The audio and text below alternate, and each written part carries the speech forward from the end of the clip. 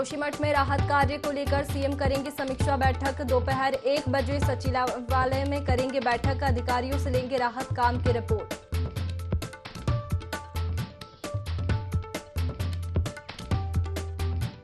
मौसम विभाग ने जारी किया पूर्वानुमान। आने वाले दिनों में प्रदेश में बढ़ेगी ठंड। उत्तराखंड में 24 से 26 तक बारिश और बर्फबारी का अलर्ट जारी।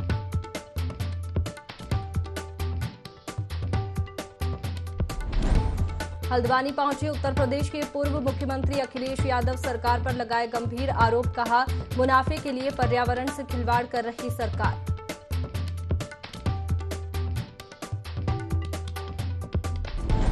पौड़ी जिला अधिकारी ने यमकेश्वर के कुनाव गांव में लगाया रात्रि चौपाल। सुनी ग्रामीणों की समस्याएं। निदान के लिए अधिकारियों को दिए निर्देश।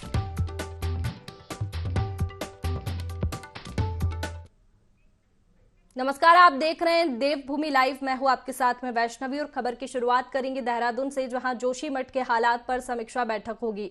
राहत काम को लेकर सीएम धामी बैठक करेंगे। अलग अलग विभाग के अधिकारी मौजूद रहेंगे। बता दें, सचिवालय में दोपहर 1 बजे समीक्षा बैठक होगी। राहत काम की रिपोर्ट सीएम धामी लेंगे।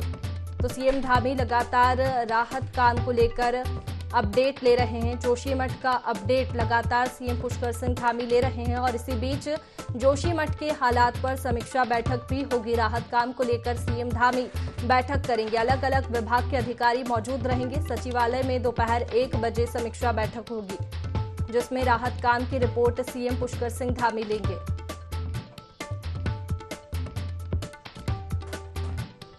तो जोशीमठ के हालात पर सीएम पुष्कर सिंह धामी समीक्षा बैठक करने वाले हैं।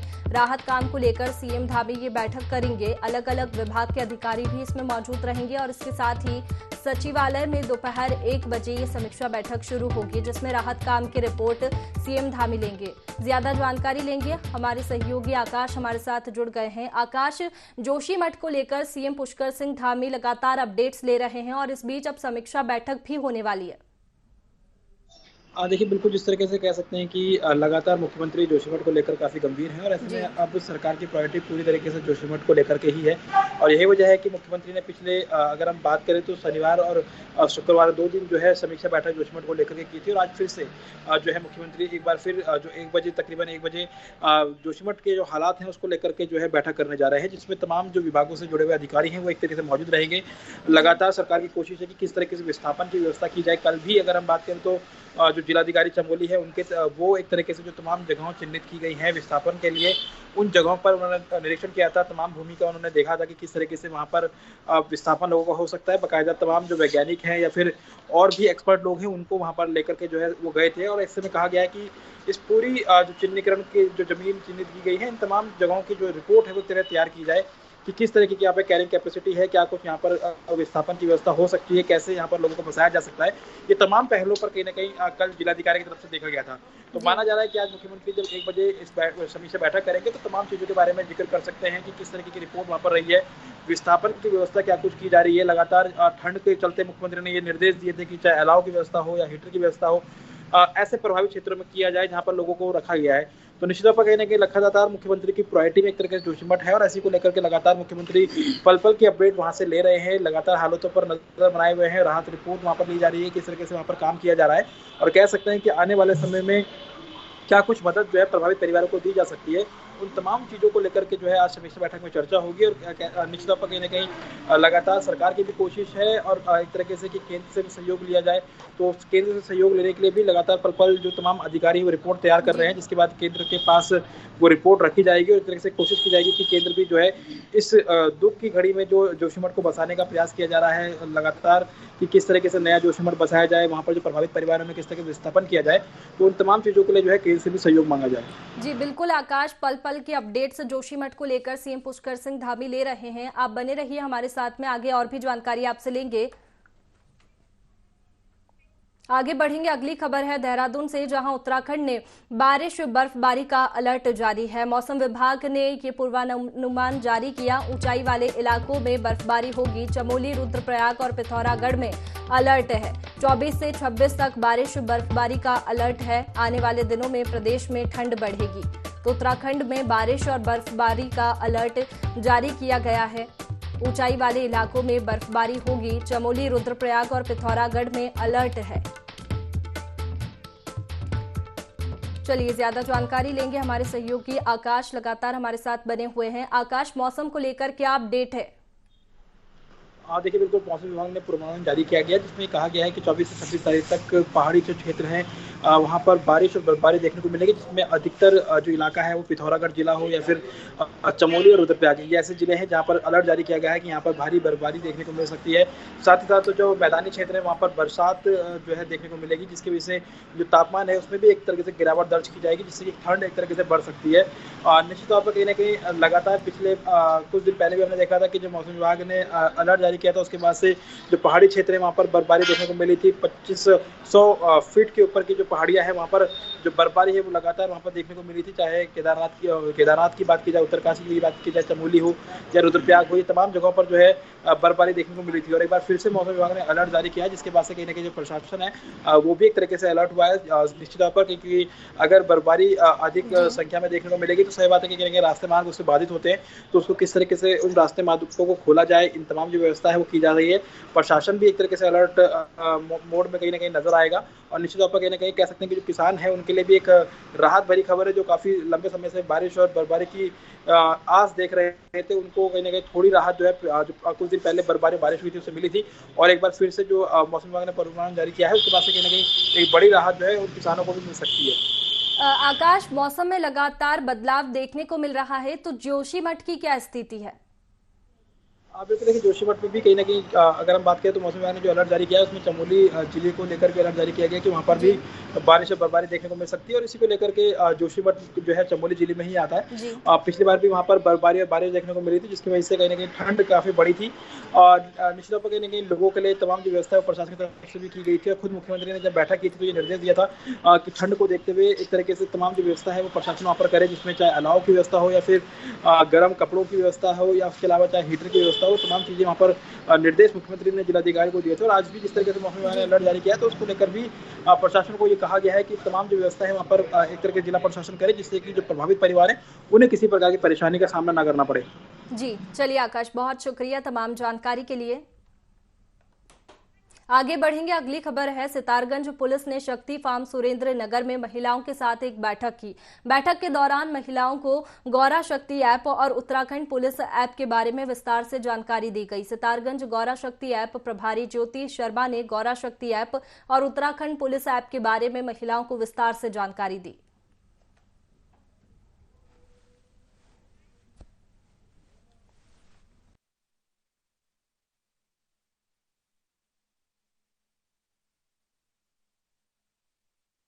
सरकार ने अभी ये एक नई ऐप बनाई है, ये जिसमें महिलाओं को बहुत ज़्यादा सुविधाएं दी गई हैं।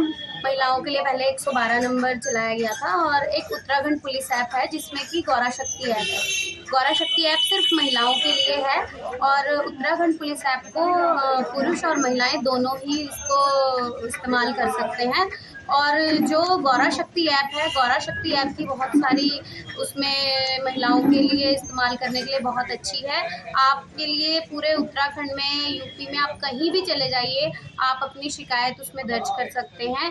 उसमें बहुत सारी सुविधाएं हैं जिससे कि महिलाएं, मोस्टली महिलाएं जो वर्किंग महिलाएं हैं वो आधी रात घर आती हैं, उनके साथ कई दिक्कतें होती हैं। कई बार गाड़ी नहीं मिलती है, कई बार कहीं झपट्टामारी हो जाती है किसी दूसरे के साथ। तो आप किसी भी तरह की महिला अपने साथ साथ दूसरे की भी मदद इस ऐप से कर सकते हैं। आगे बढ़ते हैं, हल्द्वानी पहुंचे उत्तर प्रदेश के पूर्व मुख्यमंत्री अखिलेश यादव ने जोशीमठ मामले में राज्य सरकार के खिलाफ जमकर हमला बोला। उन्होंने कहा कि मुनाफे कमाने के नाम पर सरकार पर्यावरणीय व्यवस्थाओं को दरकिनार करते हुए पहाड़ के लोगों की जान जोखिम में डालने पर लगी है। अखिलेश यादव ने कहा कि लंबे समय से स्थानीय लोग, साइंटिस्ट और भूवैज्ञानिक लगातार सरकार को संकेत दे रहे थे। यहां एनटीपीसी द्वारा बिजली पैदा करने के नाम पर पूरे पहाड़ को संकट में डाला जा रहा है, लेकिन ये सरकार केवल मुनाफा कमाने के बारे में सोचती है। उन्होंने कहा कि उत्तराखंड, उत्तर प्रदेश, सभी जगह उत्तराखंड के ही मुख्यमंत्री है। ऐसे में उत्तराखंड के लोगों पर ही संकट आ रहा है। इससे पहले केदारनाथ से भी इस सरकार ने कुछ नहीं सीखा। वहीं अखिलेश यादव ने राहुल गांधी की भारत जोड़ो यात्रा पर पूछे गए सवाल पर कहा कि भारत जोड़ो यात्रा कांग्रेस का अपना राजनीतिक कार्यक्रम है। उन्होंने मुझे आमंत्रण दिया, इसके लिए मैंने राहुल गांधी जी को धन्यवाद दिया, लेकिन हमारी राजनीतिक पार्टी की अपनी मर्यादा है। वहीं दूसरी तरफ आगामी 2024 के चुनाव को लेकर उन्होंने कहा कि 24 का चुनाव से पहले अभी बीजेपी के 22 की ही घोषणाएं पूरी नहीं हुई है। ऐसे में इस बार उत्तर प्रदेश से ही भाजपा केंद्र की सत्ता में आई थी और उत्तर प्रदेश से ही भाजपा बेदखल होगी और समाजवादी पार्टी ही इसकी शुरुआत करेगी। जो एक्सपर्ट है उनकी सरकार नहीं मान रही है। सरकार केवल मुनाफे के चक्कर में, आज अगर एनटीपीसी का पावर प्लांट बना रहे हैं तो यही कहेंगे हम सस्ती बिजली दे देंगे। हम उनसे ये कहना चाहते हैं कि अगर सरकार चाहे तो इतना सोलर में इनोवेशन हो गया है, जो कीमत आपको एनटीपीसी देगा बिजली, वही हो सकता है थोड़ा बहुत महंगी हो, वो मिल जाए पैसा आपको सोलर से। तो आप सोलर क्यों नहीं बढ़ाना चाहते हैं? जब कई बार ऐसी घटनाएं हुई हैं जहां से हमें कुछ न कुछ सबक सीखना चाहिए था। केदारनाथ में जिस समय घटना हुई, बड़ी संख्या में लोगों की जान गई, बड़ी संख्या में लोगों का नुकसान हुआ, लेकिन उससे भी कुछ नहीं सीखा इन्होंने। भारत जोड़ो यात्रा के लिए मैंने बधाई दी। जब राहुल गांधी जी का पत्र आया तो मैंने उन्हें मुबारकबाद दिया, कांग्रेस पार्टी का। अभी उनके प्रदेश के राष्ट्रीय अध्यक्ष जी का फिर एक बार पत्र आया था, फिर मैंने उन्हें धन्यवाद दिया और उनकी यात्रा सफल हो, ये मैंने कहा है। 2024 में सभी सीटों पर समाजवादी पार्टी लड़ेगी, यूपी में भी चुनाव लड़ेगी। 24 में मैं ये कहना चाहता हूँ, भारतीय जनता पार्टी का 22 खत्म नहीं हुआ है। इनका घोषणा पत्र उठाइए। इन्होंने जो वादे 24 के लिए किए थे, 24 तक पूरे नहीं हुए, 23 चल रहा है और 24 में चुनाव है। इसलिए हमारे आपके लिए तो 23 शुरू हो गया है। पौड़ी विकास खंड के अंतर्गत कुनाव गांव में रात्रि चौपाल का आयोजन किया गया, जहां जिला अधिकारी डॉक्टर आशीष चौहान की अध्यक्षता में ग्रामीणों की समस्याएं सुनी गई। वहीं कई प्रकार की समस्याओं का निराकरण मौके पर ही किया गया। इस दौरान ग्रामीणों ने शिक्षकों की कमी, बाहरी लोगों का आवागमन, आधार कार्ड, सोलर लाइट, आवश्यक दस्तावेज नहीं बनने सहित कई अन्य शिकायत जिला अधिकारी के सम्मुख रखी, जिस पर उन्होंने विभाग से संबंधित अधिकारियों को निर्देश देते हुए कहा कि 1 सप्ताह के भीतर कैंप लगाकर आवश्यक दस्तावेज बनवाना सुनिश्चित करें।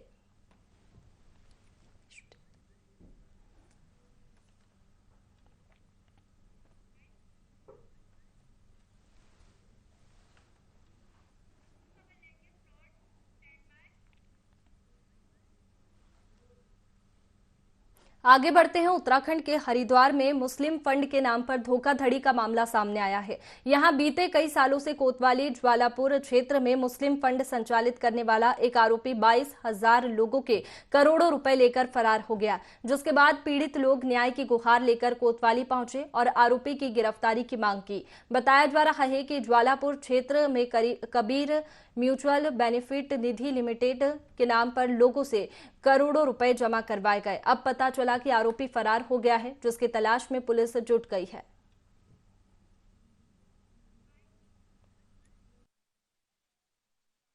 मेरी 2 लड़कियां जवान है, उनकी मुझे शादी करनी है। उनके पापा नहीं है, पापा का इंतकाल हो गया था। अब मैं जुमेरात से उनका मुस्लिम फंड नहीं खुला और फरवरी में शादी है और मैं सुन रहा है कि मैं भाग गए, पैसे लेकर भाग गए। वैसे सबके बहुत भीड़ हो रही है, तो सर हम कहाँ से करेंगे, कहाँ से लाऊंगे? मेरा आदमी नहीं, मैं क्या करूँगी? कोई नहीं है मेरा। क्षेत्र में काफ़ी सारे जो लोग एकत्र हुए हैं, उन्होंने बताया कि उन्होंने कबीर म्यूचुअल बेनिफिट निधि लिमिटेड करके एक कंपनी है, जिसके माध्यम से उन्होंने अपने पैसे का निवेश किया हुआ है और काफ़ी वर्षों से इसमें काफ़ी लोग जुड़े हुए हैं। और आज वो कंपनी का जो मेन जो उसका देखने वाला मालिक है वो फरार है। इस विवेचना चल रही है, इसमें साक्ष्यों के आधार पर इसमें पूरी कार्रवाई की जाएगी। साथ ही साथ मैं जनता को श्योर भी करूंगा कि इनके जो गाड़ी कमाई है वो कहीं ना कहीं कोई इसका गलत उपयोग ना कर पाए। इसीलिए सभी बैंक खाते वगैरह सभी को फ्रीज कर दिया गया है और सारी जो भी संपत्ति उसको जानकारी की जा रही है कि कहीं इसको कोई अन्यत्र बेचकर कहीं जा ना पाए।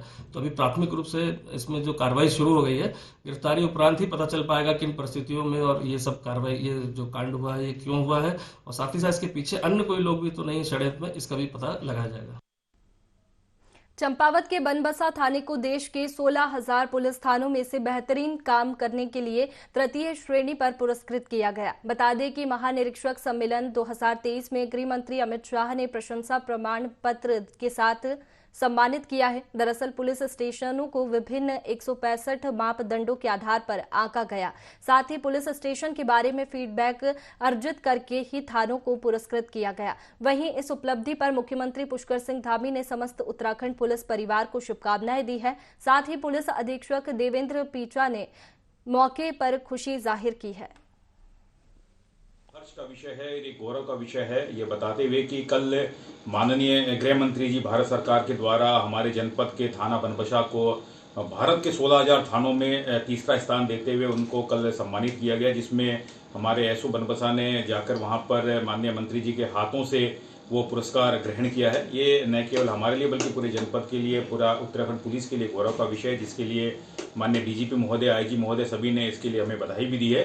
साथ साथ मैं ये भी बताना चाहूँगा कि भविष्य में हम इसी तरह से अच्छे तरह से काम करते रहेंगे, हमेशा जन सहयोग लेते हुए जनता के साथ मिलकर काम करते रहेंगे, ताकि हमारे जो जनपद पुलिस के साथ साथ राज्य पुलिस का नाम भी हमेशा रोशन। आगे बढ़ते हैं। चंपावत में बीजेपी ने जिले के सभी नवनियुक्त मंडल अध्यक्षों का स्वागत समारोह कार्यक्रम रखा, जिसमें सभी नवनियुक्त मंडल अध्यक्षों का स्वागत किया गया। इस दौरान भाजपा जिला अध्यक्ष निर्मल मेहरा ने सभी मंडल अध्यक्षों और भाजपा कार्यकर्ताओं से पार्टी को मजबूत करने के साथ साथ ईमानदारी से कार्य करते हुए विकास की गति को बढ़ाने और सरकार द्वारा चलाई गई योजनाओं को जिले के अंतिम छोर में बैठे व्यक्ति तक पहुंचाने की बात कही। इस दौरान जिला अध्यक्ष निर्मल मेहरा ने कहा, जल्द जिले के सभी मंडल कार्यकारिणी का गठन कर लिया जाएगा। इस दौरान विभिन्न बीजेपी कार्यकर्ता सहित अन्य लोग मौजूद रहे। हमारा जो प्रदेश नेतृत्व है उनके निर्देशानुसार माननीय जिलाध्यक्ष जी द्वारा अपनी टीम का और सभी मंडलों में एक युवा और कर्मठ कार्यकर्ताओं को मंडल अध्यक्ष की जिम्मेदारी दी है और इस आशा के साथ कि निश्चित रूप से जितने भी हमारे 4 नगर पालिकाएं हैं इस जनपद में और 4 की 4 में हम विजयी फतह करें और आने वाले लोकसभा चुनाव में पुनः हमारा यहाँ से लोकसभा के सांसद जीत के जाए और माननीय नरेंद्र मोदी जी के हाथों को मजबूत करें। इसी आशा के साथ हमने इस नई टीम का गठन किया है। भारतीय जनता पार्टी हर वक्त चुनावी मोड में रहती है। हमारी पूरी टीम, जिले की टीम गठित हो चुकी है, हमारे मंडल अध्यक्ष गठित हो गए हैं, मंडल की टीमें अभी गठित होंगी। उसके बाद हम बूथ स्तर तक बूथ अध्यक्ष, शक्ति केंद्र संयोजक, प्रत्येक निकाय में हमारे भारतीय जनता पार्टी के अध्यक्ष वो सुशोभित होंगे। ये हम लोगों का लक्ष्य है। चलिए आगे बढ़ते हैं। तराई पश्चिम वन प्रभाग की पतरामपुर रेंज क्षेत्र के पास गुलदार का शव मिला है, जिससे वन विभाग में हड़कंप मच गया है। वहीं घटनास्थल पर वन विभाग की टीम पहुंची, जहां उन्होंने गुलदार के शव को कब्जे में लेकर जांच शुरू कर दी है। इस दौरान वन क्षेत्र अधिकारी पतरामपुर ललित आर्य ने बताया कि गश्त के दौरान देर रात NH 74 पर भगवंतपुर के पास एक गुलदार का शव मिला है, जिसकी मौत के कारणों का अभी तक पता नहीं चल पाया है। वहीं गुलदार के सभी अंग सुरक्षित पाए गए हैं। फिलहाल पोस्टमार्टम रिपोर्ट आने के बाद ही गुलदार के मौत का कारण का पता चल पाएगा। नियमित गश्त पर थे रात में रूटीन चेकिंग वगैरह में, तो रात को जो है लगभग 3-3:30 बजे के आसपास में हम भगवंतपुर रोड पर थे या नेशनल हाईवे में, तो एक गुलदार का शव मृत पाया गया। इसको देखने से जो है कुछ मौत के कारण का स्पष्ट पता नहीं चल पाया। गुलदार के सभी अंग सुरक्षित पाए गए हैं। अब डॉक्टरों की टीम द्वारा शव परीक्षण किया जाएगा, उसके बाद ही इसके मौत के कारणों का पता चल पाएगा। अभी विधिक कार्रवाई हम कर रहे हैं इसमें। आगे बढ़ते हैं। स्वास्थ्य मंत्री डॉक्टर धन सिंह रावत ऋषिकेश में आयोजित ईट राइट मिलेट्स मेला का शुभारंभ करने पहुंचे। उन्होंने कहा कि वर्ष 2023 को यूएनओ के आह्वान पर पूरे विश्व में अंतर्राष्ट्रीय मिलेट्स वर्ष के रूप में मनाया जा रहा है, जिसमें भारत की भूमिका अहम है। प्रधानमंत्री नरेंद्र मोदी के प्रस्ताव पर ही यूएनओ ने वर्तमान वर्ष को अंतर्राष्ट्रीय मिलेट्स वर्ष घोषित किया है। उन्होंने कहा कि वर्तमान में बेहतर स्वास्थ्य के लिए मोटे अनाज को अपने आहार में शामिल करना जरूरी है। इसके लिए प्रदेश में मोटे अनाजों की खेती को बढ़ावा देना होगा। मोटे अनाजों की बढ़ती मांग से जहां एक और नए रोजगार का सृजन होगा, वहीं पर्वतीय क्षेत्रों से पलायन में भी कमी आएगी।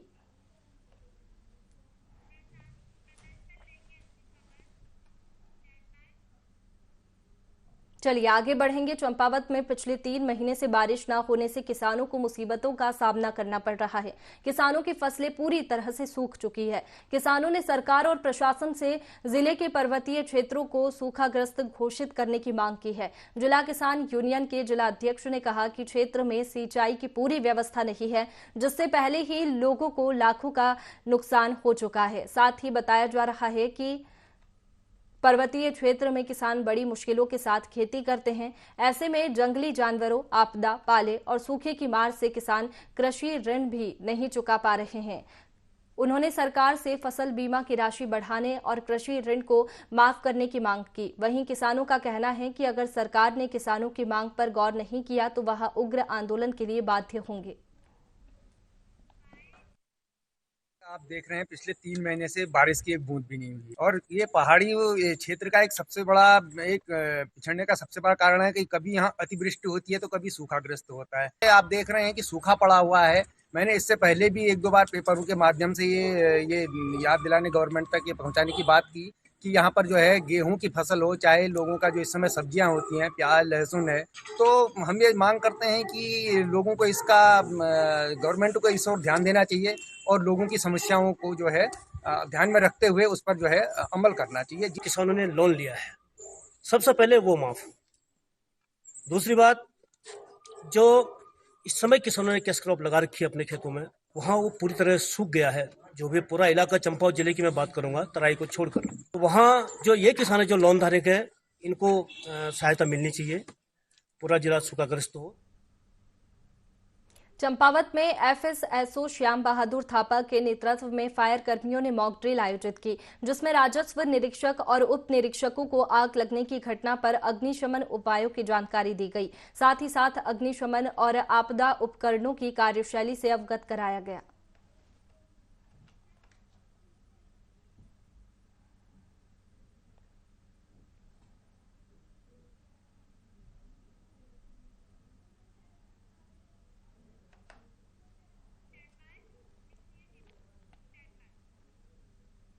आगे बढ़ेंगे। नेताजी सुभाष चंद्र बोस की जयंती के अवसर पर मुख्यमंत्री पुष्कर सिंह धामी ने उन्हें श्रद्धा सुमन अर्पित किए। मुख्यमंत्री आवास में उनके चित्र पर माल्यार्पण किया। उन्होंने कहा कि आजाद हिंद फौज के नेतृत्वकर्ता, भारतीय स्वतंत्रता संग्राम के महानायक नेताजी सुभाष चंद्र बोस ने राष्ट्र की स्वाधीनता के लिए अपना जीवन समर्पित किया। उन्होंने पराक्रम दिवस की समस्त प्रदेशवासियों को शुभकामनाएं दी।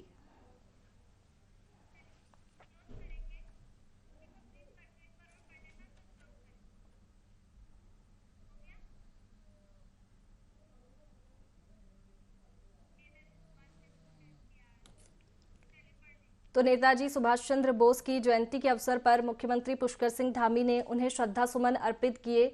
मुख्यमंत्री आवास में उनके चित्र पर माल्यार्पण किया। उन्होंने कहा कि आजाद हिंद फौज के नेतृत्वकर्ता, भारतीय स्वतंत्रता संग्राम के महानायक नेताजी सुभाष चंद्र बोस ने राष्ट्र की स्वाधीनता के लिए अपना जीवन समर्पित किया। फिलहाल देवभूमि लाइव में इतना ही। मुझे दीजिए इजाजत। आप बने रहिए IND 24 पर। नमस्कार।